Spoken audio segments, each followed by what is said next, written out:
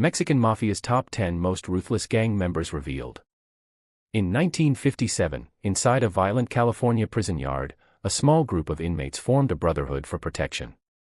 Within a decade, that brotherhood became one of the most feared criminal organizations in America, the Mexican Mafia. This story is a dramatized adaptation inspired by real events. Some names, places, and details have been changed for privacy. All information is based on verified court filings, DOJ reports, and credible news investigations. The birth of how California created an empire. The Mexican Mafia didn't begin as an empire. It began as survival. California's prison system in the 1950s was a war zone. Overcrowded, segregated, and ruled by racial hostility, young Mexican-American inmates from East LA and the barrios of San Diego found themselves surrounded by rival groups, white gangs, black gangs, and other racial coalitions forming inside the walls. To stay alive, they needed unity. According to Department of Corrections historical reports, this was the environment that gave birth to Spanish for the M.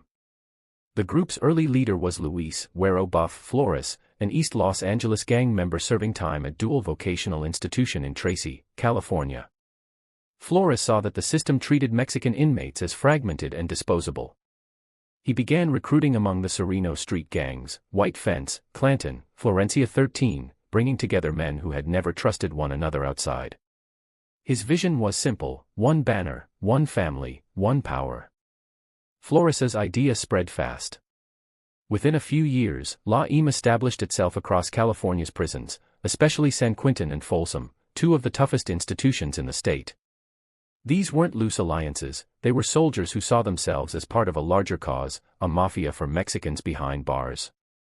According to California State Archives, early members developed a set of bylaws known as La Mesa, the table, establishing codes of loyalty, taxation, and retribution.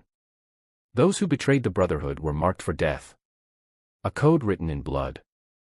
From the beginning, operated with the discipline of a military organization. Members were required to show absolute loyalty, and their allegiance didn't end with release. Once you swore to you carried the letter M for life. The first true test came in the mid-1960s, when prison authorities tried to separate rival racial groups. Instead of preventing violence, it intensified it. Reports from the California Department of Corrections recorded a series of riots in Folsom and San Quentin where members fought both guards and other inmates to assert control over the yards. These confrontations established Laim's reputation: ruthless, fearless, and organized. By 1970, federal intelligence already recognized the Mexican Mafia as an emerging force.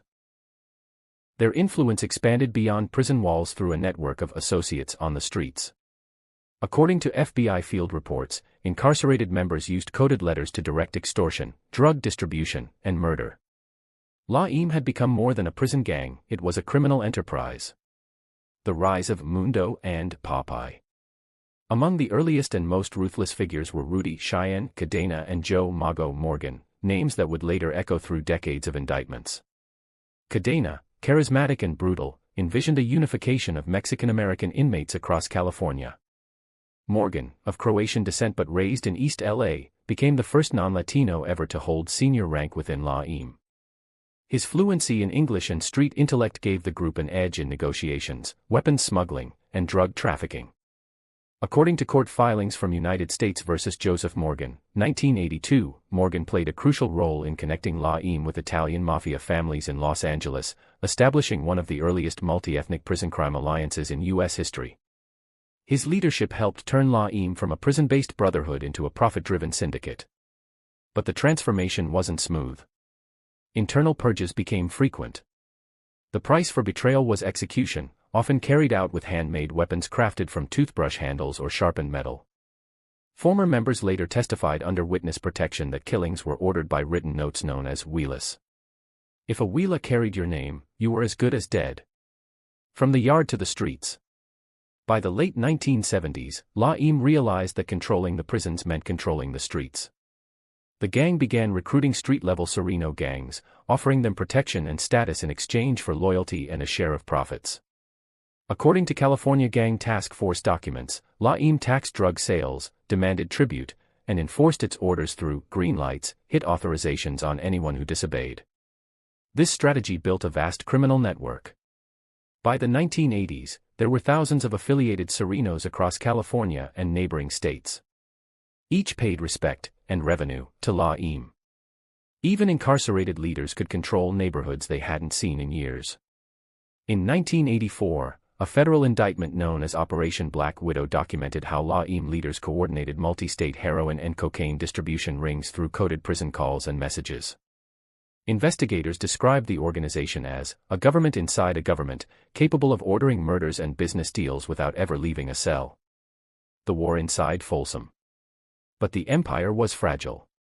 Power brought jealousy, and jealousy brought war. In 1972, a confrontation between La-Im and Nuestra Familia, a rival Northern California Latino gang, erupted into open conflict. The violence, first reported in the Los Angeles Times, left several inmates dead and dozens wounded. Guards dubbed it the California Civil War. That conflict still defines the division between Serenos, southern gangs loyal to La-Im, and Norteños, northern gangs under Nuestra Familia. Prison officials responded with isolation units, hoping to cut off communications. Instead, the segregation only refined La-Im's command structure. Leaders used coded messages through legal mail, corrupt staff, and visiting relatives. According to a 2002 Department of Justice report, La-Im's isolation made them more secretive, more efficient, and nearly impossible to infiltrate. A brotherhood without borders. By the 1990s, the Mexican Mafia's influence extended from the yards of Pelican Bay to the streets of Los Angeles, San Diego, and even Phoenix. Federal prosecutors labeled it one of the most violent prison organizations in the Western Hemisphere. Their internal hierarchy was unshakable. Carnales, brothers, the made members who directed operations. Serenos, affiliates who enforced orders. Shot callers, regional lieutenants managing territories. Taxes, mandatory payments from street gangs to La-Im. Membership was lifelong. The initiation, blood in, blood out, meant that entry often required a killing, and the only exit was death. According to a 1998 FBI field summary, members who attempt to leave or defy orders are executed, usually by those they once called brothers. This system ensured loyalty through fear. Even in federal custody, La-Im continued issuing orders. Federal agents monitoring wiretaps discovered coded Spanish slang referring to La Mesa, the table, where all major decisions were made. Every transaction, every hit, every smuggled weapon had to be approved by that inner circle. The blueprint of ruthlessness. By the time the 21st century began, La-Im had transformed into a corporate model of crime, complete with accounting systems, ranks, and enforcement policies. Their violence wasn't random, it was administrative. A debt unpaid, a disrespect shown, a rival moving in, every act had a consequence carefully planned and recorded. In court records from U.S. v. Benjamin Pineda, 2007, prosecutors revealed a coded ledger used by incarcerated members to track extortion payments from outside street gangs. The notation PL meant paid loyalty. Every dollar moved through family members and shell accounts, funding an empire run from solitary cells. The men who would later make La-Im's top 10 ruthless list all emerged from this foundation, a structure built on loyalty, money, and calculated terror. La-Im had become more than a prison gang. It was a criminal civilization, born in the darkness of the California prison system and grown through decades of blood, strategy, and silence. Next comes the names, the ones who defined that darkness. The 10 names that defined fear, La-Im's ruthless leaders and their crimes. These are the men whose orders turned prison yards into war zones and Los Angeles streets into execution grounds. The Mexican Mafia called them carnales, brothers, but history knows them as some of the most ruthless gang leaders America has ever faced.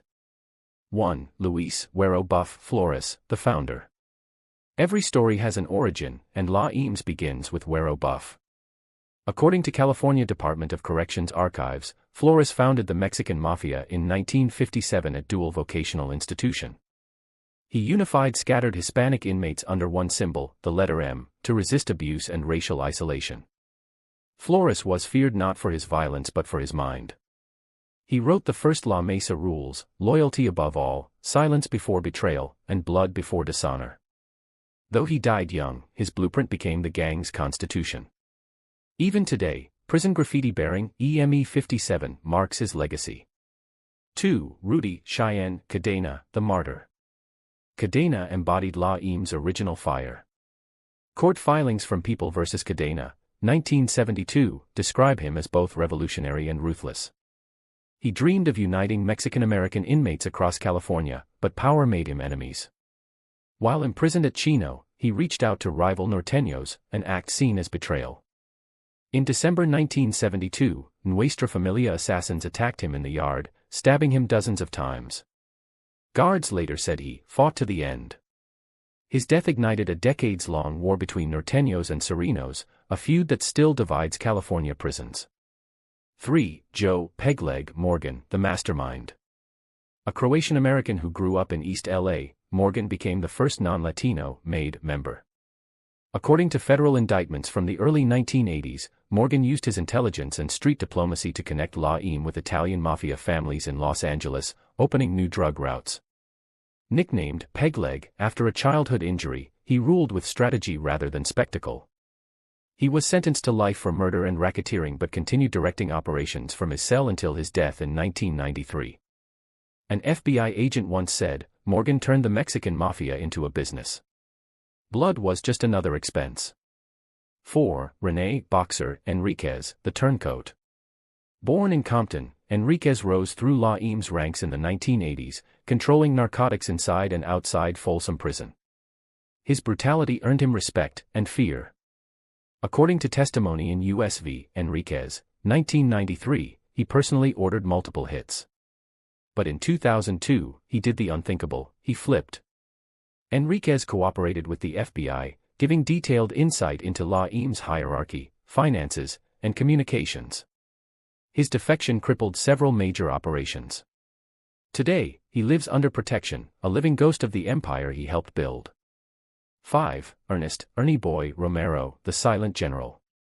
Few names strike fear like Ernie Boy. According to California Attorney General reports, Romero coordinated La Im activities across Southern California during the 1990s. He operated quietly, using coded messages through attorneys and visitors. Investigators linked him to a series of contract killings tied to unpaid drug taxes. In 2007, Romero was convicted under the RICO Act and sent to ADX Florence. Even in isolation, intercepted letters showed he still issued orders, proof that La Im's reach survived concrete and steel. 6. Benjamin Topo Pineda, the tax collector. If Morgan was the mind, Pineda was the money. Court filings from U.S. v. Pineda, 2007, describe him as La Im's chief financial enforcer.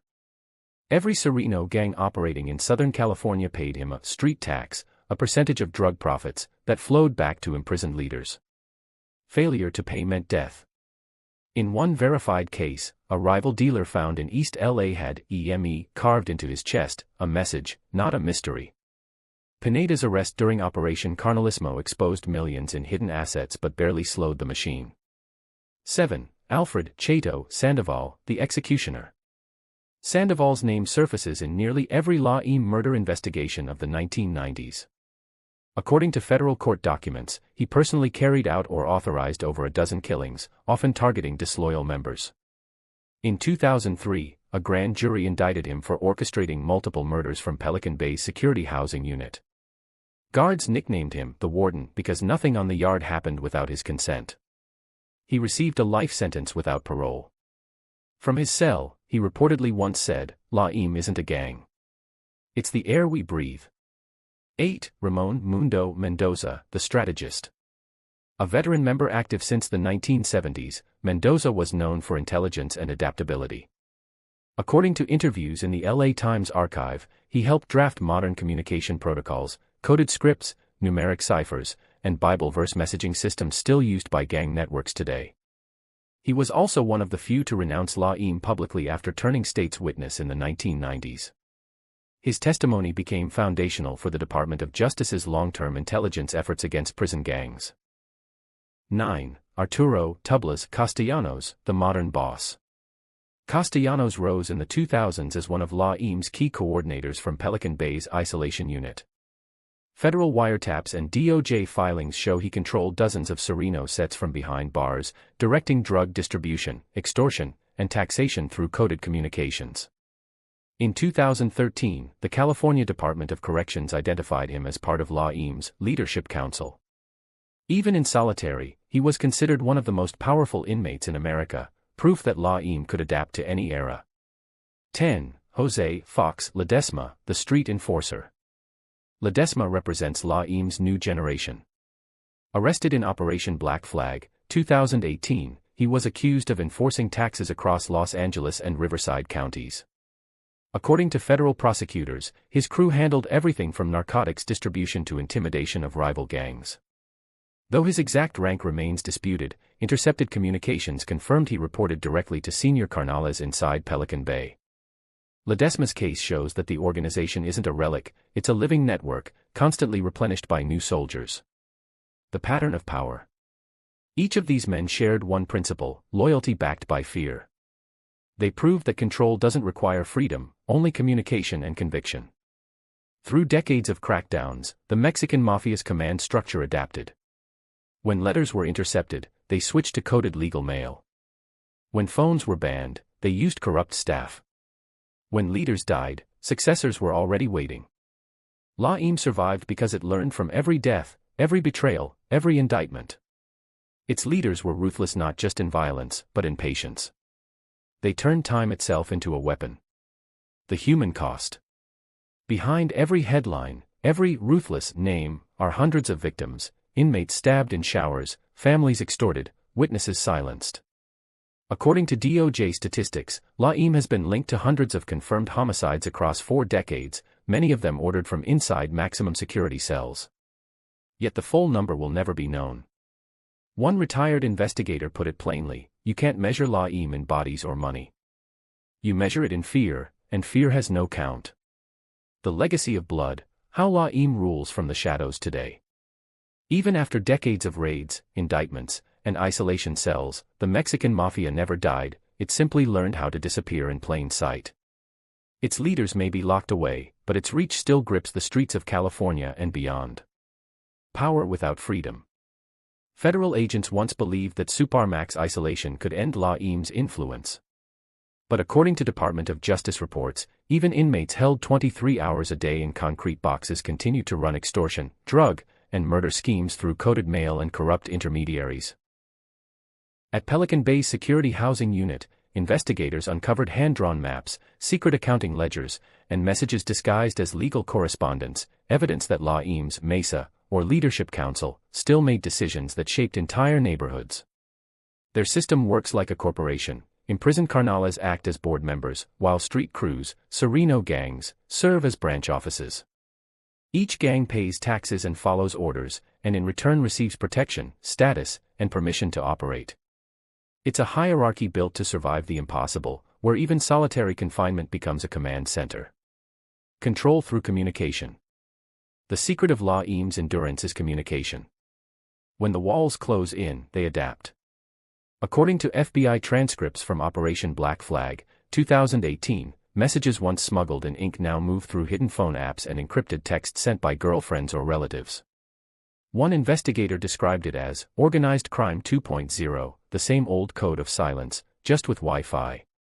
Each directive begins with a huila, a coded letter. Inside, decisions about taxation, alliances, or executions are written in slang or numeric ciphers. Even a simple Bible verse can hide a death order. These letters travel from prison to prison, crossing jurisdictions faster than the authorities can trace them. What's more chilling is that these orders rarely get questioned. The culture of fear remains absolute.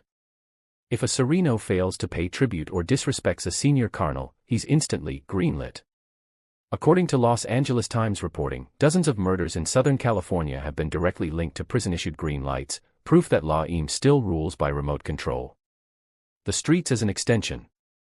Outside the walls, La-Im's influence bleeds into nearly every major city across the Southwest: Los Angeles, San Diego, Phoenix, Albuquerque. The Department of Justice's 2022 National Gang Threat Assessment found that La-Im continues to tax street gangs tied to narcotics distribution and human smuggling networks stretching to Mexico and Central America. They have no formal alliances with cartels, yet shared profit often keeps a fragile peace. When conflicts arise, the violence is fast and surgical, designed to remind everyone who still owns the streets. An ATF agent interviewed in 2021 said, "La-im doesn't need headlines anymore. They run the silence. Every deal that happens without blood, that's them winning." Federal pushback. Law enforcement has learned from decades of chasing shadows. Modern strategies now focus on disrupting communication rather than just individuals. The Communication Management Units, CMUs, in federal prisons monitor every letter, every call, every visit of known gang leaders. Special task forces like Operation Sudden Impact and Operation Knockout have used RICO prosecutions to dismantle regional cells and freeze assets worth millions. But even the most successful cases rarely end the cycle. Each takedown simply creates space for new recruits, younger, hungrier, and often more reckless. One senior DEA official summarized it bluntly: "You can't arrest loyalty. You can only rearrange it." Inside the new generation. The Mexican Mafia of today looks different from its founders. The new generation grew up in an era of surveillance cameras, digital records, and DNA evidence. They're less visible, more business-minded. They handle fentanyl instead of heroin, wire transfers instead of hand-to-hand cash. Yet the core rules remain the same: pay tribute, respect the mesa, and never speak to law enforcement. In 2023, a federal case in Riverside County uncovered encrypted chat logs where mid-level Sereno members reported daily profits directly to incarcerated bosses. One message read, "Taxes sent. La-im lives forever." Even in a digital world, that old creed endures. The human cost continues. Every empire leaves victims behind, and La-im's victims rarely have names in the headlines. Families extorted, small-time dealers murdered for missing payments, communities trapped between fear of the gang and mistrust of the police. In Los Angeles alone, authorities estimate that hundreds of neighborhoods still pay La-im taxes through local street crews. For residents, it's not ideology, it's survival. They're everywhere, one witness told ABC News. If you don't pay, you disappear. Meanwhile, in Pelican Bay and Florence ADX, aging leaders serve out life sentences, their bodies fading while their words still command obedience. Some have converted to religion, others mentor young inmates. Yet even repentance cannot erase the system they built. A machine that runs on fear. Fear is La-im's most efficient currency. It requires no smuggling, no accounting, no laundering. It renews itself with every whisper that the mafia still watches. That's why, even as federal crackdowns grow stronger, La-im endures. Not because it's invisible, but because it has become a belief system. Inmates entering prison today still hear the same warning whispered in Spanish, "La-im manda." The M commands. And for many, that single phrase decides whether they live or die behind bars. The unending war. Experts say the real battle isn't about eliminating La-im, it's about breaking its mythology. Each generation that believes in the legend keeps it alive. The challenge for law enforcement, communities, and former members is to replace fear with something stronger: opportunity, education, and hope. Until then, the Mexican Mafia remains both a ghost and a government inside the American prison system, unseen by the public, undefeated by time. Warning disclaimer. This story is a dramatized adaptation inspired by real events. Some names, places, and details have been changed for privacy. All information is based on verified court filings, DOJ reports, and credible news investigations.